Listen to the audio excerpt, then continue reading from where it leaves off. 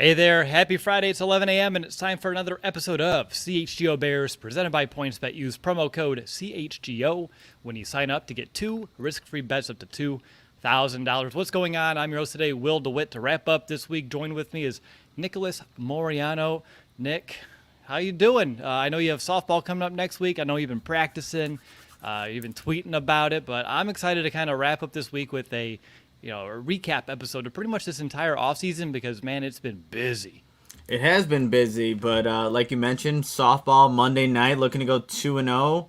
And on these Friday shows, Will, it's nice. Like I got an oil change this morning, but I'm disappointed in myself, Will, because I don't know if you've seen on social media, even our guy Cody from the CHGO Cubs podcast said he got his check for like the Facebook lawsuit, the settlement that's been going out. There's been like $350 checks or whatever it is.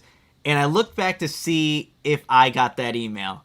And I just looked up Facebook, and there it was. And I'm like, oh, man, 2020's hindsight, right? 2020. And look back, I know I didn't fill that thing out because, one, I probably thought it was spam or some kind of scam. And then there was a follow-up email like maybe 5 days later. I'm like, damn it. Like, it could have been a new pair of shoes, a car pay, whatever it may have been. I'm like, well, next time I'll maybe look into those emails that are a little fishy looking, but glad everyone that did it is getting their money. Yeah, I think that's an Illinois thing, so don't worry. We're in the same boat, man. Oh, that's right. It is just an Illinois thing. So yeah. So you and me here. I have the hat on. I'm wearing a shirt. It's a Chicago Audible Day. I just feel like we're close, like we're missing something. Like you're not wearing the attire. And, man, like sometimes I just miss Mason in shows like this. Yeah, it brings back the good old days, and we'll definitely get Mason on the show. Actually, I'm going to reach out to him. I'll reach out to him soon because you're going to be gone and Adam's going to be gone. And then, I'm going to have to be figuring out who's going to be on the CHGO Bears podcast. So it'll be an interesting lineup of guests. I'm already reaching out to some people, but should be a lot of fun. Yeah, I mean, I feel like if I summon him really hard, he can just like magically pop up. That would be cool. Like, boom, there's Mason. Oh, wait, what? Oh, yeah. What? Oh, that is crazy. Adam surprised me with something on Monday, and now we have Mason. Let's go. Let's do it, guys. Hey, how's it going, man? Not too bad. Glad I was able to magically pop in. I don't know what you were thinking, Will, what magic words were there, but, I mean, it worked. I'm so surprised. Summon right now. Mr. West here, and, I can't wait. So we've done this episode for a few different years now, recapping the top 10. And Mason, I know you were part of it last year, and it was a lot of fun. And Adam had some different plans. I hopped into the hosting chair, and I figured why not get the old band back together and surprise Nick along the way. And I love that reaction. Look, I just had no idea that it was going to be you and I will, and then you're like magic words. Where's Will going with this? Boom! There goes Mason. Haha. All right. So we have a lot to get to and not a lot of time here today. So I would love to catch up with Mason a little bit more intimately, but as he's tapping his watch, we have 30 technically moves to discuss because we each have our individual top 10 rankings here today. And I just want to remind folks that are listening, we're purely ranking the moves that the Bears did end up making since the season ended in January. We're not getting into the woulda, coulda, shouldas. We're ranking of the moves that actually occurred. And we're going to do a countdown, top 10 style. So I'll go ahead and begin with my number 10 move here today, just kind of kick off the show. And that's going to be the hiring of Luke Getsy, the new architect of that Bears offense. Again, he led the league in passing the last 2 years in Green Bay as their passing game coordinator. He knows what he's doing. And I remember the article that we were talking about a couple months ago about Devontae Adams saying how instrumental Getsy was to his development. So he's here to develop Justin as well as some of these Bears wide receivers. And he's mentioned to the media a few different times, which gets me excited. He's here to build an offense around the skills set that he has to work with. He's not going to just run his offense. He's going to be flexible. He's going to be adaptable and put this Bears offense and Justin Fields in a position to succeed, which was not the case a year ago. So this is a top move this offseason. I think there are 9 others that rank ahead of it. But so for me, number 10, it's going to be the hiring of Luke Getsy. Nick, what is your 10th best move of the 2022 offseason for the Chicago Bears? This is going to be a shocker for everybody, I bet. But I have the Bears firing Matt Nagy and Ryan Pace as a 10th best move. And I say this because I made this list with focusing on the current state of the Bears after these firings. So that's where my premise is as I'm kind of making this list. What do they do after this? Because it no doubt is an important move for what the organization had to do moving forward. But, and obviously my list can't happen without these two guys being gone, but it was inevitable, right? At the end of the season, 2021, we knew kind of like their I guess, longevity with the Bears was going to be over. So I have that as 10th, and then everything happening afterwards, I ranked on a higher priority because it affects the Bears right now after these guys are gone. I saw Kyle in the chat. Only 10, probably closer to number 5. Yeah, honestly, you may be right. I told Nick, usually when I make these lists, I'll make it, I'll change it, I'll change it, I'll change it. I made it once, and I stuck with it, and I'm going to stick with it. But you're right. Like, I did think about moving Luke Getsy up quite a few times throughout this morning, but our producer Joey, I didn't want to do that to him at the last second. Mason, I'm really excited to get to yours here. What's your number 10 best move of the offseason so far? Hey, look at that. I even have a little head. Not a cartoon, but I got one. All right. So for me, number 10, the drafting of Jaquan Brisker. I think I was like a lot of Bears Nation when that pick first came out. My jaw dropped a little bit, and I was like, really? We're going to go with 2 defensive backs in this draft? But once, I woke up the next morning, marinated on it, and thought, man, the secondary was bad. Like, there were games you just straight up lost because of that secondary. And there are other ways you can help Justin Fields besides simply adding weapons, right? So if he's not having to get in shootouts, if you can create turnovers in short fields, and if you can have, let's be honest, a dog in that secondary that can come up, make tackles, make some of those plays, that's going to help the defense a ton. And we saw Eddie Jackson actually operate the best when he had someone like that in Adrian Amos. Now, I'm not going to sit here and pine over Adrian Amos, but that strong safety position has been one that's just been plug and play for a little while, right? I mean, there hasn't been a stalwart there in a good bit since we had Adrian Amos. So there is a good chance that Jaquan Brisker can really make some changes, not just with what he can do, but affecting other people around him as well. I like that one a lot, Mason. And before I get to my number 9, I just want to know, how did it feel to talk some Bears for a second there? It's been a while.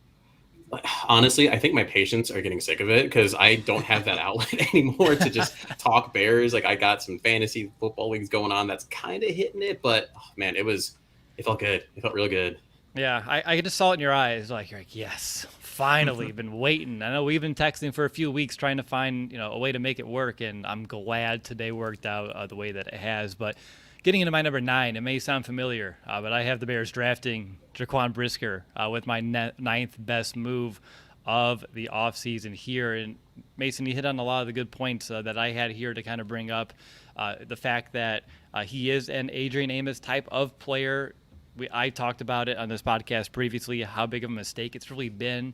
The Bears have been kind of, I guess, being cheap at the position, going with those 1-year almost veteran minimum deals with it, like a Tashawn Gibson, a Ha Clinton Dix, and it just wasn't helping Eddie Jackson to the same degree that Amos was. So Poles getting a big physical safety with those plus ball skills in the second round, who is a day 1 starter. The second one he was able to draft in that round. Kudos to the rookie GM for sticking to his gun, sticking to his board, and finding someone that can immediately contribute and I think benefit this Bears team, this Bears defense in multiple ways. So like you, Mason, I thought it was a very important move that was made, and we have nearly identical rankings there as well. But Nick, over to you, number 9. Time to throw it off a little bit, you guys. I have number 9 as the Bears signing Byron Pringle here. The Bears obviously need some wide receivers, some weapons for Justin Fields, and Ryan Poles has that connection with him at Kansas City, but it's someone that the Bears believe fits the offense that's going to be run under Luke Getsy. Does have that versatility running on the outside and also being lined up in the slot. And to complement Darnell Mooney with his, speed, Byron Pringle is pretty fast himself, running that 4.4. So I think this is a move that the Bears, they need to sign somebody, right? Need to get some other weapons for Justin Fields to complement him in year 2 in this new offense. So I have the Bears going with the signing of Byron Pringle, the 9th most important move. All right. I like it. Free agency signing already on the list. Good stuff. Mason, how about you? Number 9? Nick, I think you and I are galaxy branding right now because I had the same thing, the signing of Byron Pringle as my number 9 move. Part of it is simply because there weren't a lot of offensive moves. There really weren't. I'm not going to poo-poo Ryan Poles or anything like that for doing that. I mean, you saw there were holes all over this team. And at the end of the day, you got to be smart with your money and allocation, and your assets just weren't great. We've heard this story before all offseason so far. So this one is going to be an important one. At the end of the day, right, is Brian Pringle a guy that maybe was limited with the fact that he was behind, a Tyreek Hill and a Travis Kelce as the top two options, and he just needs a place to grow and needs a place to be able to operate? He's someone that could and should operate pretty well with the Justin Fields. Now, Justin's not exactly a quick game guy, and a lot of Pringle's routes were a little on the short end. But to have someone that could potentially be an outlet there works. And he did have a good amount of routes too that went downfield. He had some of those across the middle deep. He had some of those, kind of skinny posts going on. So he still will fit with Justin Fields. Now, isn't necessarily the biggest move we wanted to have there. No, but at the same time, this is a long process. And so he's just a piece of that. He is. I like that you guys had him there at number 9. And Nick, you already saw the comment from Shiv about, you don't need to do math today. That's a good day for you. We found out yesterday, or I think I was reminded yesterday of just how difficult math gets for Mr. Moreano. Well, it doesn't help when I'm not paying attention, too. Like Adam said, hey, pay attention to what you're doing. And, of course, when he says that, I don't pay attention. And then I had to do the math to make sure I was right. So it was 5. I think I tweeted that out. So, yeah. And I just got to count down. I can get down to 1. I think you got this. Kindergarten skills here today on the CHGO Bears podcast. I'll move into number 8. Yet again, sounds a little familiar, and that is the signing of Byron Pringle. You guys, I like that we're all kind of identical here in terms of where these are happening for the most part. As you guys mentioned, he's someone that can be a deep threat, a ball player with the football in his hands, and I think he's underrated. And I know a lot of fans will say, well, he's not going to have a Travis Kelce and Tyreek Hill to open things up for him. I get it, but also, when he had his opportunities last year, he made the most of them. And I think defenses will still have to respect Darnell Mooney. They're going to have to respect some other players on the field as well. So he's going to be able to, and the scheme should help him get open, whether it's some of those shallow routes. He's good in the screen game. I think that's another element that's been missing for the Bears for quite some time. And I just love his style of play. He plays with a big chip on his shoulder. He fights with the football in his hands. He can run guys over a little bit for his size. I think that's pretty remarkable. And he's kind of crafty, too, with how he's able to kind of make some moves and make defenders miss. He went from seasons of only 12 and 13 catches to jumped up to 42 last season. And 5 of his 7 career touchdowns came last year, too. He's coming into his own. Ryan Poles knows him better than anyone coming in here. And Luke Getsy, as I mentioned, was a big reason why Davante Adams became Davante Adams. Now, I'm not saying Byron Pringle will be a Davante Adams, but he could continue his, development, his progression, and become still a better receiver in this league. So I think there's still some upside to tap into with Pringle, and that's why it's my 8th best move of the offseason.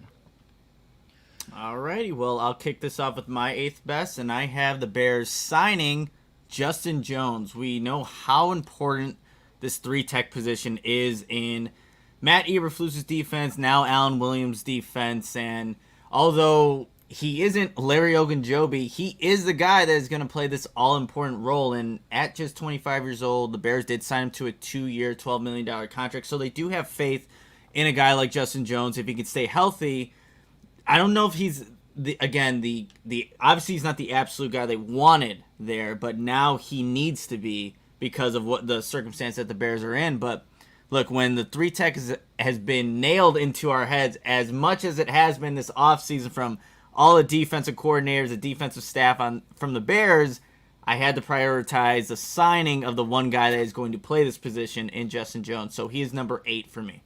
Okay, so you have Justin Jones, and we've all been very clear that it's been a backup plan, option B for the Bears at the position. I want to throw a hypothetical out. If it was Larry Ogunjobi and that worked out, is that top 3?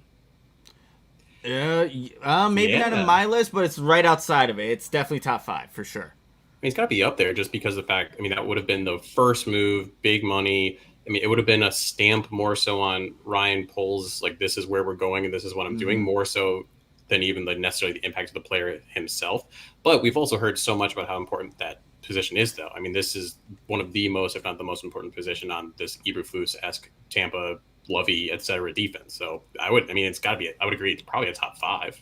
Yeah, it's one of those when I was thinking about those woulda, coulda, shouldas that we're not really talking about in today's show. I'm like, damn, like that would have been an awesome one to throw on this list if it panned out, and if it happens later at a lower price. Just saying, like it can still make its mark on this top 10 ranking. We can redo the whole show, I guess, if that ever comes to be. But Nick, when did you change your hat?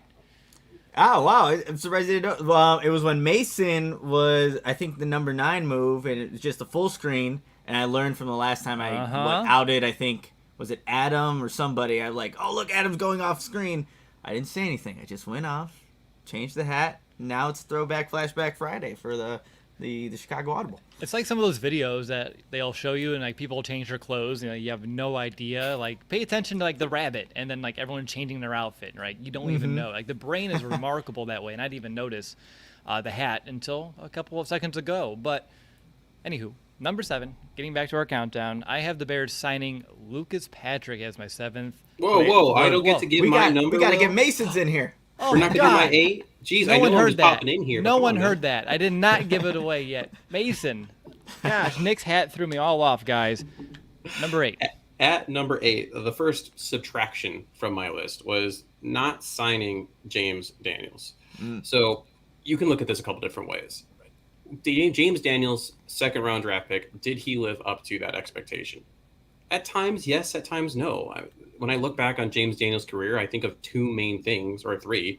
One, he had to switch positions a lot and apparently couldn't communicate well enough to do the center position. 2, that block in the Vegas games. That's a positive there. And then 3, some of the injuries also that slowed down his potential progression there. When you look at, he didn't get a giant contract this last offseason, so it's not like he was really sought after super heavy. But the thing is, it still create a hole, right? Even sitting here right now, who is the right guard? And we don't know that answer. Is it going to be one of these lower end, round 5, 6, 7 linemen that were picked? Is it going to be Dozier, who was, I believe, last on the Vikings, and he's not all that great? Or is it going to be someone who's not even on the team? So when you create a hole like that and still don't necessarily have an answer, now there's a lot of time, right? You ended up signing Jason Peters off a fishing boat in July. So it's not like you still can't make moves here, but it's still a question mark, and you have to answer that. Yeah, no, really good point. I'm glad we were able to get to your number 8 overall pick move here, Mason. That would have been a huge miss if you just would have let me steamroll through it. So, thank you guys both for making sure that didn't happen. But, Nick, how does it feel, real quick, how does it feel that James Daniels being gone made Mason's list? Because I know, like, those Iowa ties run deep. They do run deep, and the Bears haven't replaced, the void of the Iowa Hawkeye being on this roster yet. So it kind of stinks. We'll find out if it makes your top 10. I just have very strong reservations, and I don't believe it ever did. So getting to number 7, no one knew this was coming, but I have the Bears signing Lucas Patrick as my 7th best move of the offseason. He's a decent player. I believe that when you look at his time in Green Bay, he was good. But I wouldn't call him a great player by any stretch of the, imagination just yet. But he's still a huge upgrade at center for the Bears, which I guess is a testament of the situation that was at hand last year with Sam Mustipher, holding down the position. What I like most, though, about Lucas Patrick is his leadership. I think that is the most important element that he's bringing to this Bears offensive line. He's a great leader up front, and I think that's something that's been missing over the past couple of years. Cody White here, I don't think is a natural leader, just based off of how he's approached and I guess how I've seen kind of things play out over the past couple of years. And I guess when you look at last season, like who would have been the leader? And if that's Jason Peters, who you just brought in, really off, like as Mason said, off the boat. Like, I mean, I know he's a Hall of Fame guy, but he's not here for the long haul. He doesn't have that much he's buying into. He's just here for, a paycheck, another year at it to help the Bears protect the quarterback on the left side. But I think Lucas Patrick embodies what it means to be a Chicago Bear. He's going to have this whole offensive line looking up to him, and he's going to help set the tone that the Bears need. And Ryan Poles, I think, identified that early, trusted Luke Getsy's assessment of it, and that's why he's here, and that's why I have some high expectations for Patrick and his offense, both in terms of upgrading this Bears line in terms of an athletic ability, but also the X's and O's, and as I mentioned, the leadership. So that's why he's my number 7th best move of the offseason for the Bears. Nick, how about you?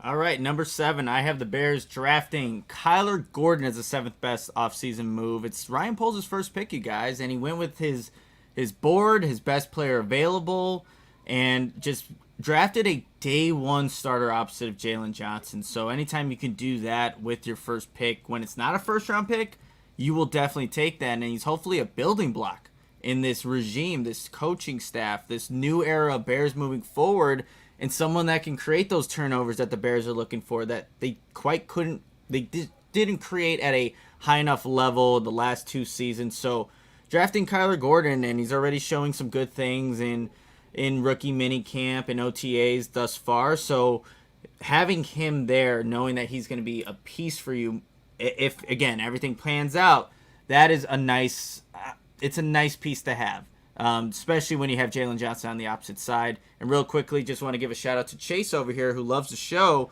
Chase, appreciate you for watching us on CHGO Bears, and if you watch on the Audible, we love having you guys. Without a question, a good spot there in the chat, Nick. Mason, I'm not going to forget about you this time. What's number 7? I get to talk this time? You do. Awesome. You have permission. Thank you. So, similar Galaxy Brain moment here, Will. I also had signing of Lucas Patrick actually as my number 7 move of the offseason for pretty much all the reasons you just said. Center is one of the most important, if not the most important position on the O-line, obviously. Communication. And when you are bringing in a new offensive coordinator, why not have someone that dealt with that offensive coordinator on a daily basis, right?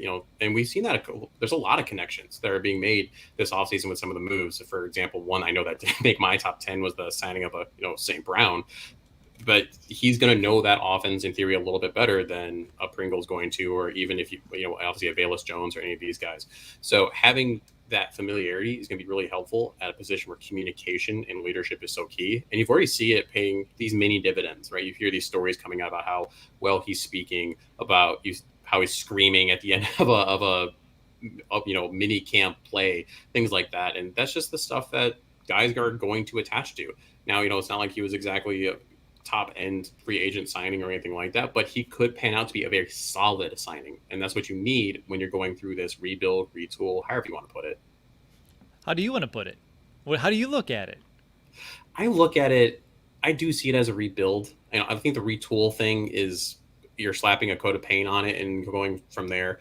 You're not doing that with this, right? It's a little bit more if we're going with the Poles analogy of all his House Hunter and remake shows he's watching there.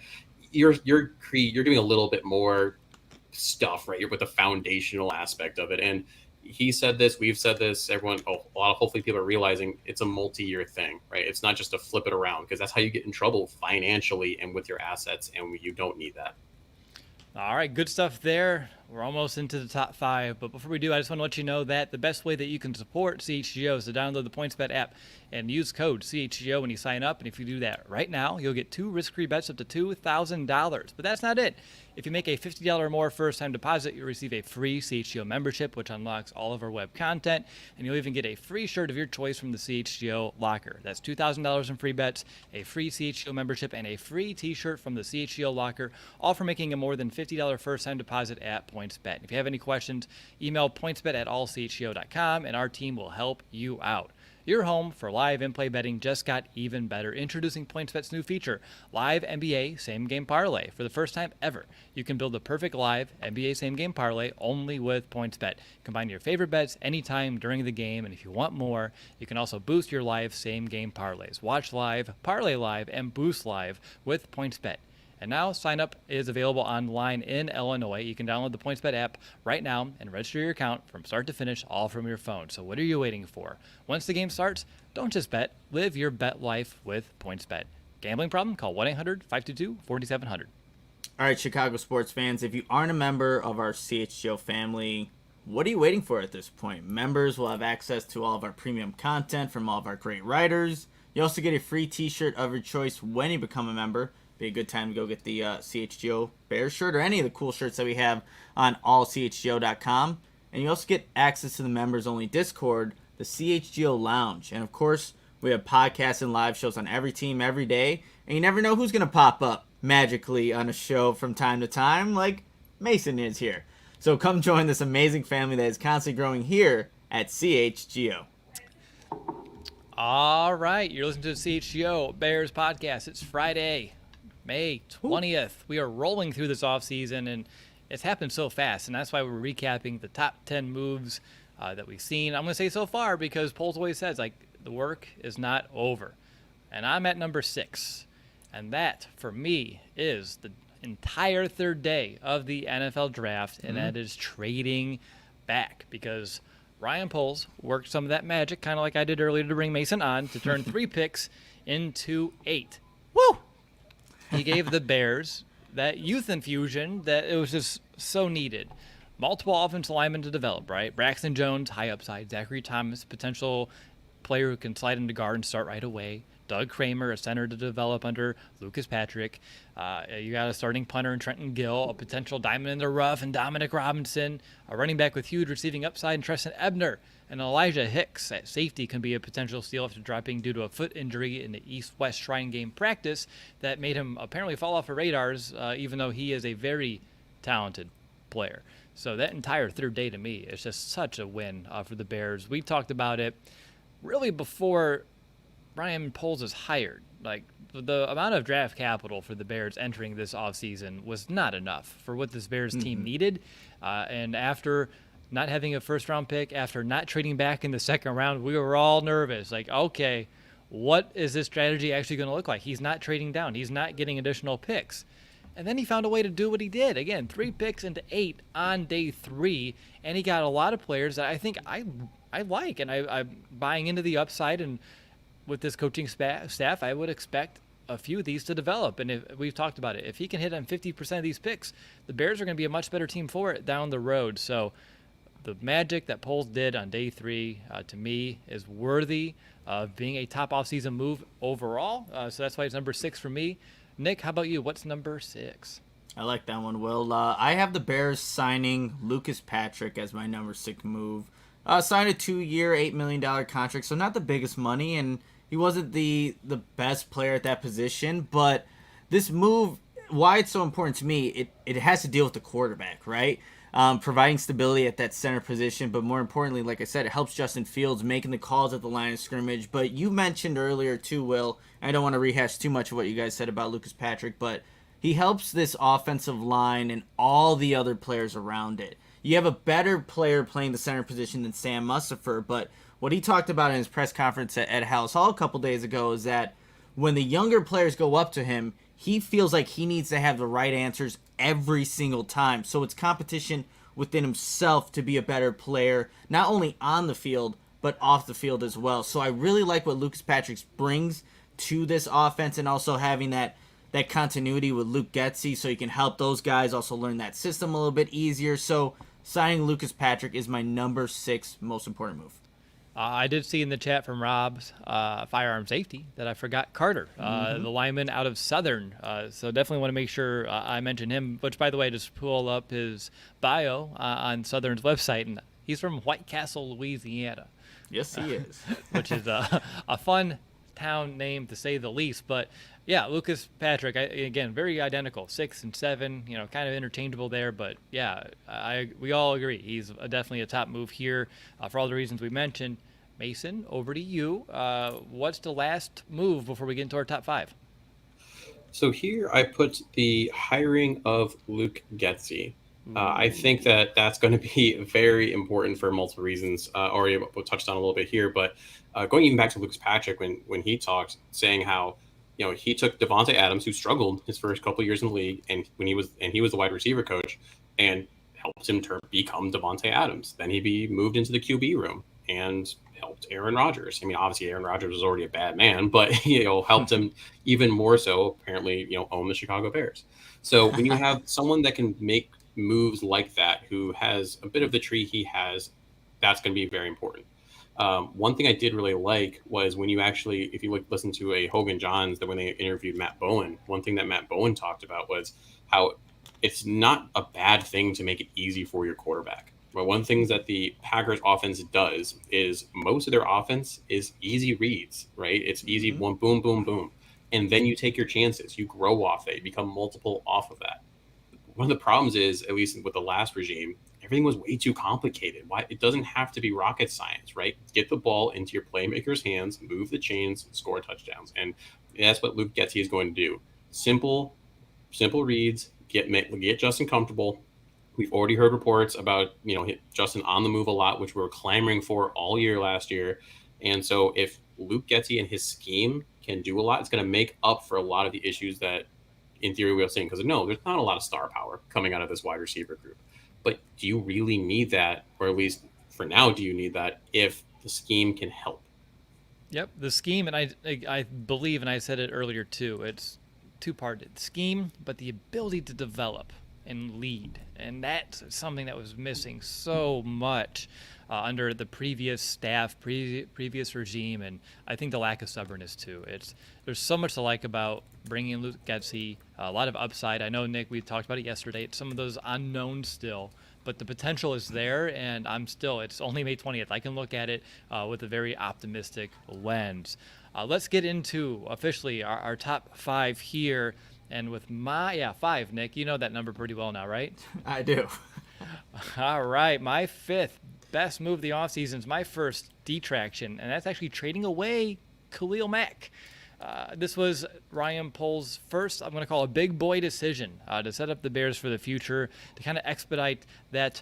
Mason said it's not a retool, so I'm going to say that expedite that rebuild. That second round pick that we received turned into Jaquan Brisker, who we've already seen on this list a couple of times here. So you got a starter out of the trade. I think that's really big for Poles to make the trade, receive a draft pick, and immediately get someone who can be a day one starter. To me, that's huge. The Bears also got a lot of financial relief, right? $6 million gain this year in cap, $28 million next year, $23 million in the year 2024. So he's allowing the Bears to be set up long term, giving them the opportunity to, whenever they see as those next, I guess, weak points, when it's this time next year, like, all right, well, we have all the money in the world. We can address it any way that we want. And I think he's still going to be smart with it. He's not going to spend all the money in the bank, but he has like over $50 million in dead cap right now that he pretty much inherited. And I'm sure he's not going to put himself in that same situation. He feels the restraint that he puts on his ability to make, big decisions, bring in bigger players. So trading away Khalil Mack, as much as you lose some of that star power on the field immediately at a very important position, and you lose the face of the franchise, helping the Bears long-term was a non-sexy approach to this offseason. And, hey, at least it got Nick and I, some cheap Khalil Mack jerseys for, Nick's girlfriend and my son. That worked out pretty well.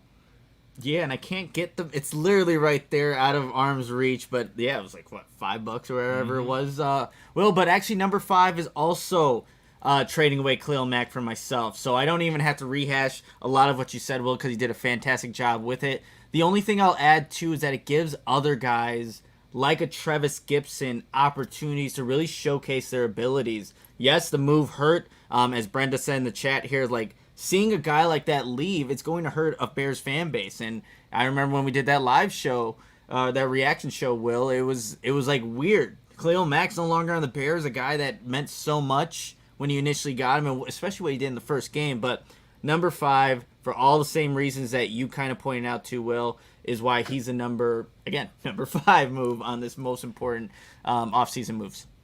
And it's really perspective, and I think it's seeing the big picture is why we can put this as high as we both did.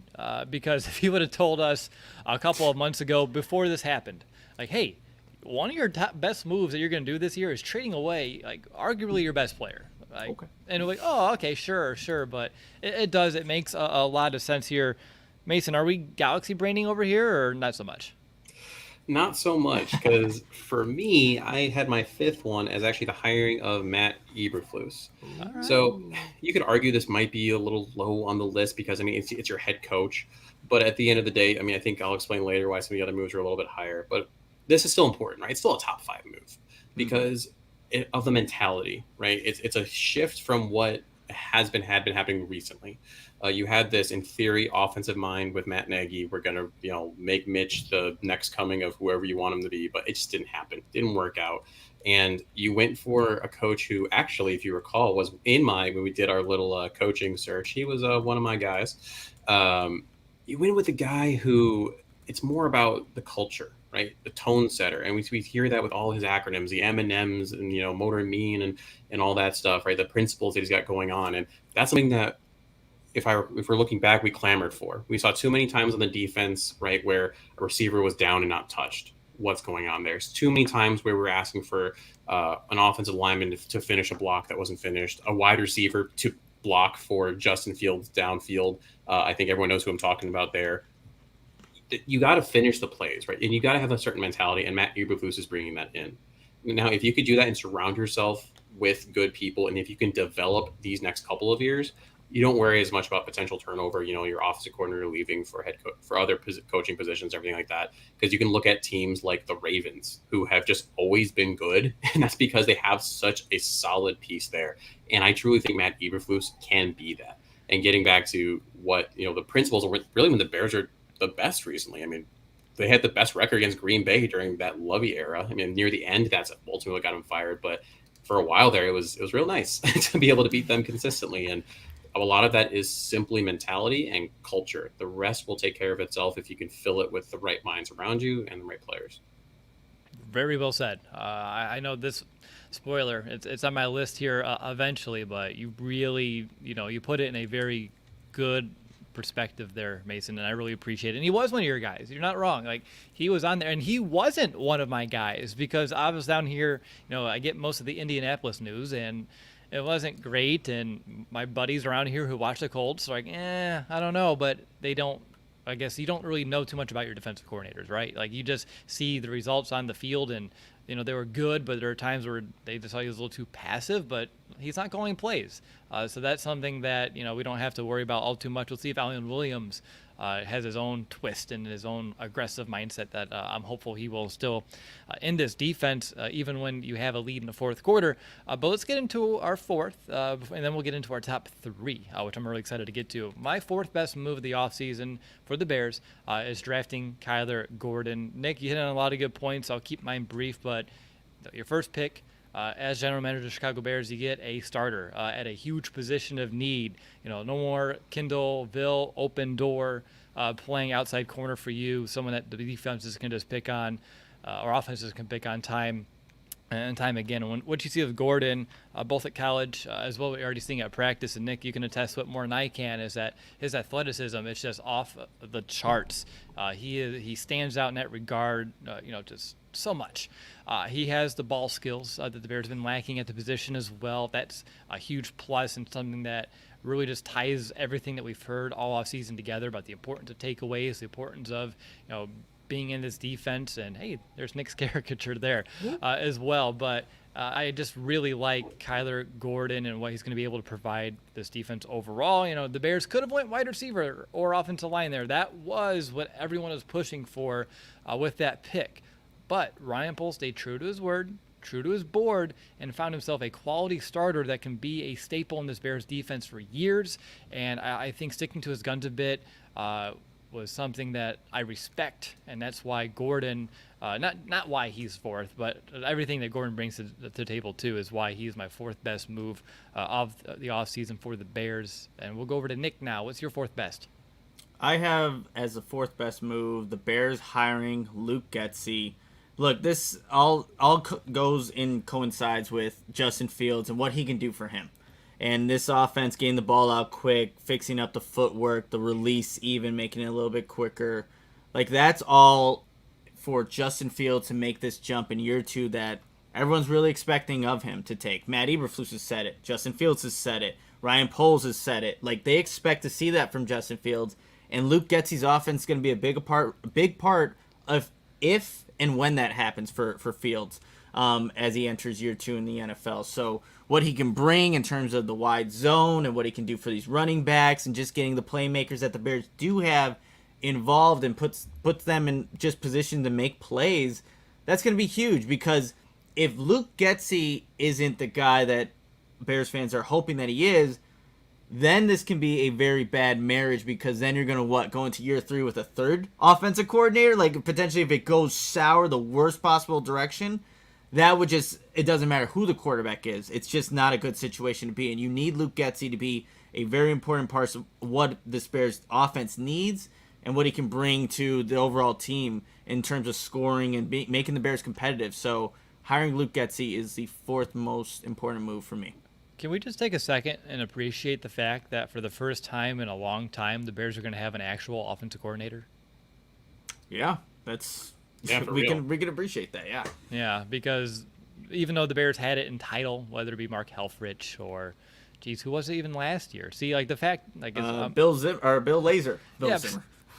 Bill Zimmer. Hey, Bill Zimmerman, yeah. Yeah. No, shout out on the show for good old Bill. But, yeah, see, the fact, like, I was drawing a blank because they didn't have much to do other than probably, if I had to guess, just be yes men to Coach Nagy. And that's been about it. Yes man and a potential scapegoat. But having an actual offensive coordinator to own the offense and allow the head coach to do other things, it's going to just be it's a breath of fresh air, to say the least, here in Chicago. So up next, we do have our top 3 to break down. But before we get to that, Nick, Before we get to that, we're gonna send it to Mason for his 4th, and then I'll get to Gosh, Mason, I brought you on, and I forget you're even here. Gosh. I don't know what it is, man. I don't know what it is. I mean, good news is, for the most part, I was just going to galaxy brain with you, Will. I don't even know if I want to anymore. I feel like I should change this, so I'm not giving you credit. But for number 4, I had the drafting of Kyler Gordon, just like you did. It's, first pick of the Ryan Poles regime. Inherently, it's important. It's also a very important position of need. No offense to Kindle Vildor, but kind of offense to Kindle Vildor. Didn't show out like he was supposed to, constantly getting burned. Gave up a lot. It just wasn't very good. And we've already seen some great stuff. Obviously had an interception already. Just a great athlete, someone who's going to come in and really make some changes, some differences. And at the end of the day, too, someone that you can really build around. And we heard Matt Eberflus talk about him. He is beyond excited about this guy. I do think it's kind of interesting that right before he talked about Jalen Johnson and basically was like, yeah, we got to be better. And then talked about Kyler Gordon and threw all of the praise possible. I mean, it could have just been more like, some truth, right? Yeah, the defense as a whole needs to be better. And Jalen Johnson's got some stuff to work on. He hasn't been there. That originally, right in the beginning, that probably left a bad taste in his mouth. But Kyler Gordon is just exciting. I mean, you see the energy he has, again, the athleticism that he's got, the eye for the ball. He obviously, who wouldn't, but he keeps talking about Peanut Tillman and how he used a big part of his game after that. So Kyler Gordon, super important piece going forward.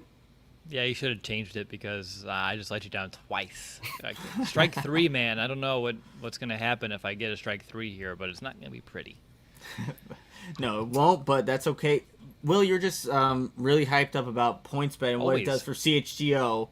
And because if you enjoy CHGO, one way to help us to continue to grow is to download that PointsBet app and use code CHGO when you sign up. Not only are you going to get 2 risk-free bets up to $2,000. Yes, I did. Basically, I think the ump said if the ball wasn't caught, because I did have one pop fly. I went 2 for 3, though. I would have been out because I threw the damn bat backwards. So I'm going to fix that. Monday, it's not going to happen. So real quick, I just want to make sure for people listening, there was a comment from our main brand on here mentioning that you got 3 strikes from throwing the bat at softball. I'm excited. I get to participate in a softball event when I'm up in Chicago later in June, and I'll bring my 10-plus years of Little League and high school baseball experience to the table, and I'm excited to tap back into that. But let's talk about PointsBet because they're very important, and they're an awesome, awesome place to do your sports betting.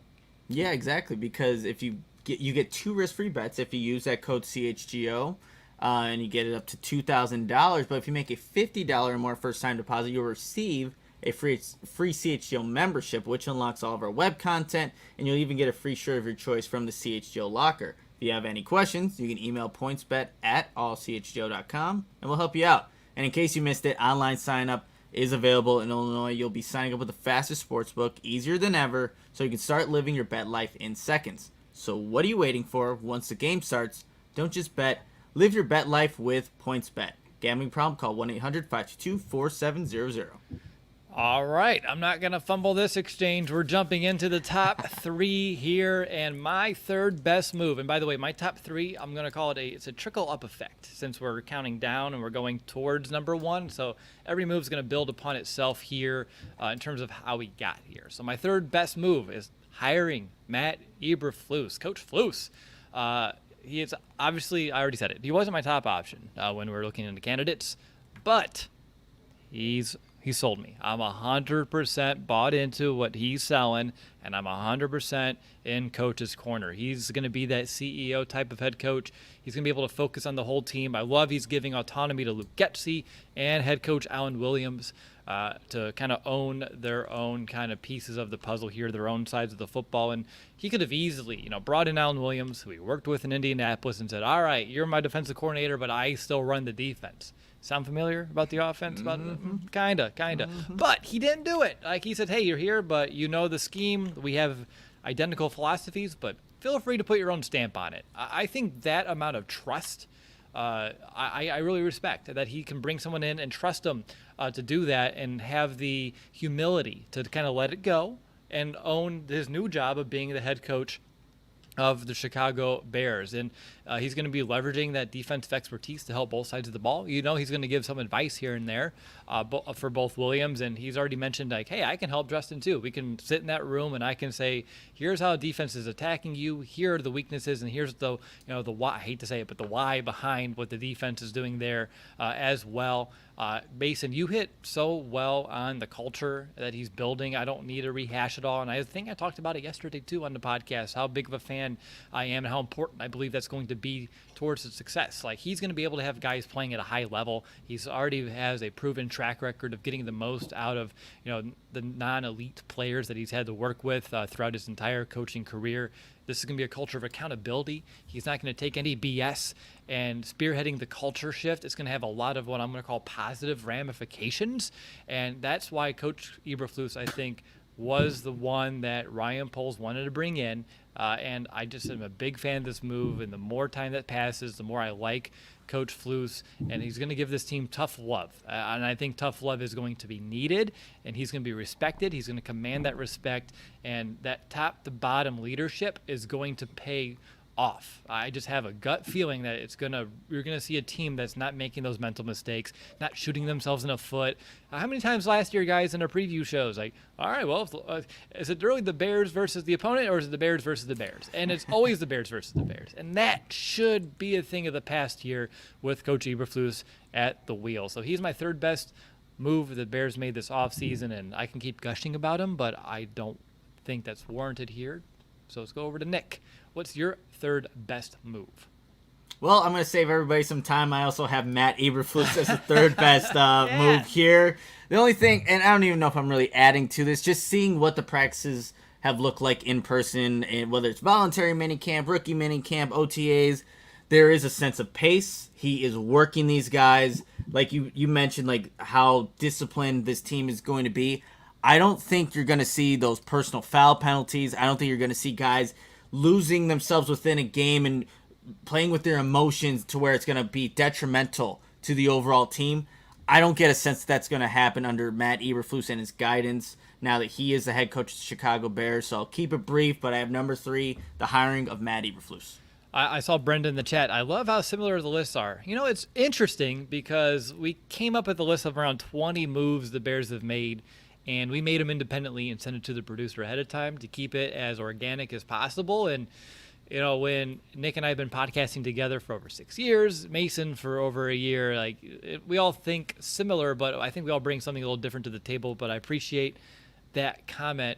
And Nick, you said it, the practices have been intense, and OTAs are typically a pretty light time, especially I'd say with new first-year head coaches that are just kind of installing and implementing what they want to do. They take it easy, and I'm not at practice like you. I'm not lucky enough to do that. Now, maybe one day I can get over there and do some of those, awesome Bears beat reporting activities. But based off of what I see in the videos that the Bears make and even the photos, a lot of guys standing there with their hands on the hips, and they just look a little gassed. And to them to be worked so hard in May and getting that conditioning in now, and expect the pace to get picked up another notch in training camp. Again, I keep saying, positive ramifications. This is going to make the Chicago Bears a better football team in 2022. Yeah, completely agree there. Mason, what you got for number 3? Thanks, Nick. You didn't think you thought I was going to forget about Mason again, didn't you? Damn. Nick's got my back. Yes, he does.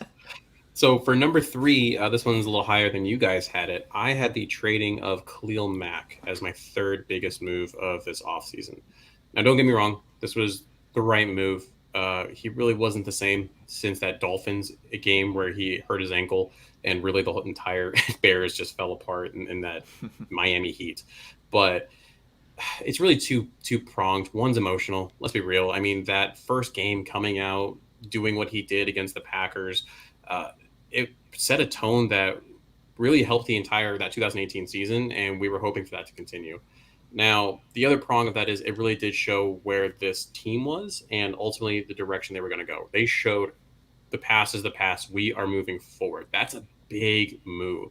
And also, I think it takes some pretty big pants that Poles put on there to trade someone with the name that Khalil Mack has, but also to eat the salary, like you talked about, Will, that he had to eat, right? It would be easy to say, well, man, if we trade him this year, we're going to have this dead cap, so maybe we should wait. And it's like, no, we got to get this done. We got to go now. We got to go and we can get some value because for all we know, it's going to be decreased. And yeah, it's going to be painful seeing him in a powder blue Chargers jersey opposite of Bosa. Yeah, it's going to suck. And I'm sure he's going to look great. He's Khalil Mack. But it was a necessary move. Again, tone setting move. That's what a lot of these I've listed are. And it just shows we are moving forward, onward and upward, new era. Yep, new era. And, holding him because, the player he is, as well as he's a face of the franchise, but it could have been easy. It would have been so easy. No one would have thought twice if Khalil Mack was on the roster today. But it was a very, big move of him, and I think it just helps bolster that level of respect and admiration for how he's approaching this rebuild. Speaking of which, number 2 on my list, hiring Ryan Poles. And again, trickle up. So if you're wondering what's Will's number 1, you may be able to figure this one out. But with Ryan Poles, everything that we've mentioned so far in this list doesn't happen without Ryan Poles. The whole list would look completely different. He's been patient with this rebuild, but also I would call strategic. A good job of, as we mentioned, that large draft class, despite starting with only a handful of picks when he was hired. He has that Bears cap situation looking very healthy after this year. Cleaning the mess that he'd received. It's not an easy task. It doesn't happen overnight, but he's putting the Bears in a spot to have financial freedom to do what's needed after this year. I believe number 3 on my list of hiring Coach Eberflus was a very good decision. And even though, if I remember correctly, that committee who they were talking to had another leader of who they wanted the Bears to hire as head coach, but Ryan Poles said no. Coach Flus is my guy. We're going with him. Trust me with this decision, and he did so.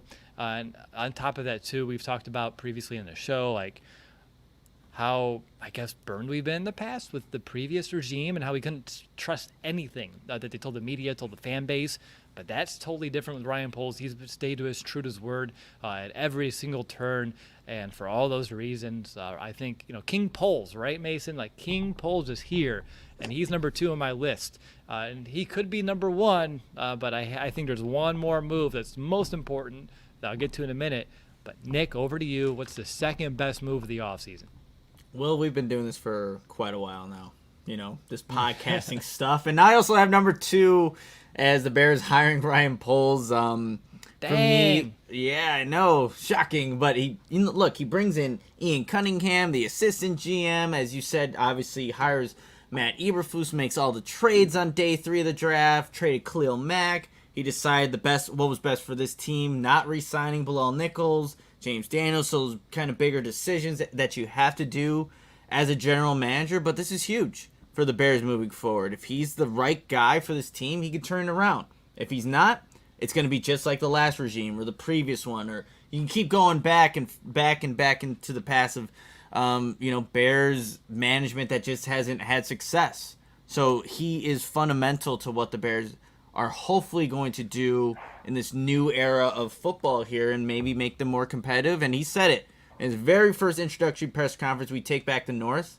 So we're going to hold him to that.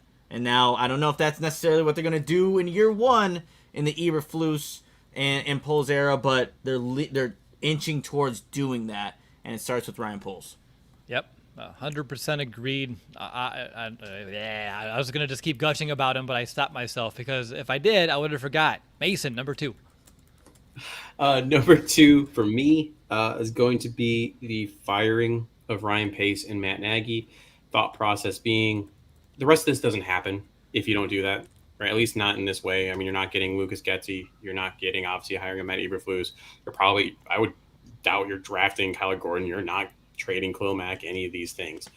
And it just needed to happen. It was a band-aid that needed to get ripped off. When you're Matt Nagy and you have as many, what is it, two different 6-game losing streaks in those 2 seasons, you can't have that. When you have Ryan Pace did some good things. Not everything was awful. I mean, people painted Ryan Pace as this villain sometimes, but he did some good stuff, found some good players. But just the way that the roster was managed, putting all the eggs in the Mitch basket, because that's what the Khalil Mack trade was to get him, right? Saying, hey, Mitch is going to be the guy, and we're going to be able to move forward from here. Part of that obviously goes back to Matt Nagy as well. His whole Mitch is conquered 101. We're moving on to 102. I mean, 202. Apparently, no one understands your 101, so that seems a little crazy. It needed to be done. It needed to be moved on, and none of the rest of this could happen without it. Yep. That's a very, very good point there, Mason. And for that exact reason, if we want to just jump to my number one, because we're getting short on time anyway, it's exactly what you just said. It's firing Ryan Pace and Matt Nagy, because if they ran it back again, guys, oh my God. Like I don't even know where I would begin to describe my level of disdain for this franchise. Like, it would have been, what do I put in my notes? I want to find it. It would have been an off-season from hell. And I think that's an accurate description of what would have happened if they decided, you know what, Matt and Ryan are our football guys in 2022. Not Poles and Eberflus, but Pace and Nagy. I would have been, there's no way that we would have been able to, I think, have the success on the show and do 5 shows a week if that would have been the case. It would have been just, what the hell are they doing every single day? And there's just no way. I think Ryan Pace, he made it, as you said, he mismanaged the roster. And I think you can't fix a problem. I think Albert Einstein said this. You can't solve a problem with the same mindset that created it, or the same mind that created it. And I think that's the exact reason why, Pace wasn't the guy to fix all these mistakes. A little bit too intimate with it. And honestly, I think he wanted to go down to some warmer weather in Georgia, bring all the Bears with them that are, and honestly, that's fine. The Atlanta Bears. But no, Mason, you said it. If they did not fire Ryan Pace and Matt Nagy, nothing else on this list would have ever been, well, here. It would have been a completely different offseason, and like I said, one from hell. So that's why it's my bona fide number one, no questions asked. Even though Nick had it 10, I get why you did it that way, Nick, because you wanted to look at some of the actual moves that has been made after the fact. But Mason and I think, are along the same lines here. Like, without it, we're not here, so it has to rank up there in importance. But let's go over to you, man. What's number one? Yeah, and I completely agree with what you guys are saying there. But I have the Bears constructing the 5-person search committee. And hear me out, you guys. Had they not done this, it would have been George McCaskey and Ted Phillips again to try to find the future leaders of the Bears. You feel confident with having those two guys do it all over again? So no. Most of the consensus would be no. Now that's why you bring in a guy like Bill Polian, a Hall of Fame executive. And I know there's mixed feelings about that. But you also add Lamar Soup Campbell, the Vice President of Player Personnel. Tanisha Wade, the Senior Vice President of Diversity, Equity, and Inclusion. Getting these very important people that bring different perspectives to land on the one guy that they consensus was Ryan Poles. Once that would happen, it was Poles' move to make the head coach hiring. But they needed that guidance, because God forbid it was George McCaskey and Ted Phillips doing this again. Who knows who they would have hired that would have then had to, one, inherit Justin Fields and all the potential he has, but maybe squander it away because they couldn't get the right coaching staff involved. So I have this being an important move in then hiring what was number 2, number 3 in my list in Ryan Poles, Matt Eberflus. But you need to get somebody else in that damn room other than George McCaskey and Ted Phillips. And that's why all the other minds there, they land on Poles. Poles hires Eberflus, and then the trickle-down effect. But that's what I have as my number one. Probably not maybe not a move that most people are thinking about, but it makes sense into how the trickle-down effect happened for all the offseason moves that were made after that. No, you make great points. If there wasn't a committee, if they kept it internal yet again, I think history speaks for itself in terms of what the results would have been. So I think that's a very good, sneaky underrated one that I think you highlighting as the top thing, because just like my number one, nothing else would have been here if that may not have happened. I mean, maybe they stumble across and they find Poles, but I just don't think it ends up being the case. Mason, we'll end with you here today. What's your best move of the offseason? Absolutely. So my number one move of the offseason was the hiring of king polls. So far, you can say he hasn't done enough around Justin. I think that's not true. I think he's being smart. I think you've seen tactical decisions. All the money the Bears are going to have next year is ridiculous. It's going to be great. You're going to have, and the list of wide receivers available, some are not going to hit the market. But I mean, just off the top of my head, I know, DK Metcalf falls into that category. There's like a bunch. So you have more to play with next year. You have more draft capital to play with next year. You're not winning the Super Bowl this year. You're not winning the division next year. And as Nick had said, he said that they were going to take the North and never give it back. He didn't say he was going to take it this year. But what he wants to make sure is that he's in the game so that they never give it back. And that's what the most important thing is. The smart, slow play that, because George McCaskey has said, he wants to win now. He wants to win now. So you need someone in that room who's going to make accurate and good football decisions, an actual football guy, what we've all been clamoring for, someone who played on the O-line, has been in the locker rooms, know how these teams work, has been in a successful organization with the Kansas City Chiefs, and that's huge. And then from a personal note for me, to have someone be the GM of a national football team organization who is an African-American, I think for me that's also just personal for me. That's huge. That's something that I've never been able to see. That's something that for my favorite sports team, that's something that's amazing that I think the Bears are continuing to do in terms of their diversity and equity aspect. And that's something that I think is good for players too. I mean, that's someone that they could talk to and connect with. Let's be real. Most of the Chicago, not just Chicago, but most of the NFL is black. I think let's be real. So to have that kind of a connection, I think is also going to go a long way. And it's just, man, that I couldn't tell you how excited I was when that hiring first happened. It was electric for me. I appreciate that perspective too. Like, I know you've mentioned it, I think, when that hiring happened, like on the previous podcast, like we've talked about it, but it's something that, I don't have that kind of perspective with. And I really appreciate you being able to share that, because it is important. And I think it's another reason to, be high on the hire for like internal reasons, as you said, about the ability to connect. I saw someone in the chat, me, but it wasn't me, said that we're just listing all the moves that Pulse did and they're not all good. I said we're listing the top 10 moves they made. Like, we can't, there's nothing else to rank. I don't know what the problem is there. All right, so that's going to do it, though. I enjoyed our top 10. Great minds think alike for the most part, besides a few variants between all of it, but that's kind of what I expected. I know both of you very well as myself, and we're usually along those same lines. But that's it for this week. Nick, next week there's some practices again, right? Yes, Tuesday, OTA practices will be back there. We'll have the defensive staff talk to the media after practice, but the media will be back on Tuesday. Let's go. Yeah, which puts me back on Thursday, Friday next week. So if you're tuning in Tuesday and you don't see Will and you're disappointed, you just got to wait 2 more days, and I will be there. But that was a great week of content. Mason, thank you for hopping on and keeping it a secret and surprising Nick. That made my day. Yeah, to see Nick's reaction was awesome, and the build up, that was pretty great on your end too, Will. Thank you. I try my best, but that's gonna do it. Thank you, Nunu, for the great podcast comment as well to wrap things up. That's gonna do it here for this week on the CHGO Bears podcast. Nick and Adam will be back at you Monday morning at 11 a.m. But until then, bear down, Chicago.